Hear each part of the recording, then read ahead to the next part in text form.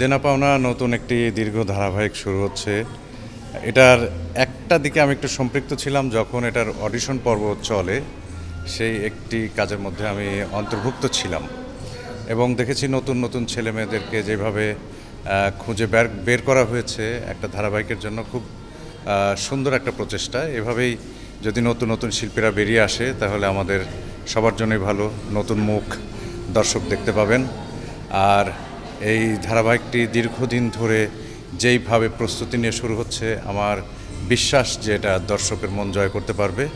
আর দীপ্ত টেলিভিশনের যেই প্রচেষ্টা যে নাটকের, এটা আসলে মূলত এটা নাটকেরই চ্যানেল, সেই ক্ষেত্রে অনেক দীর্ঘ ধারাবাহিক দীপ্ত টিভির জনপ্রিয় হয়েছে।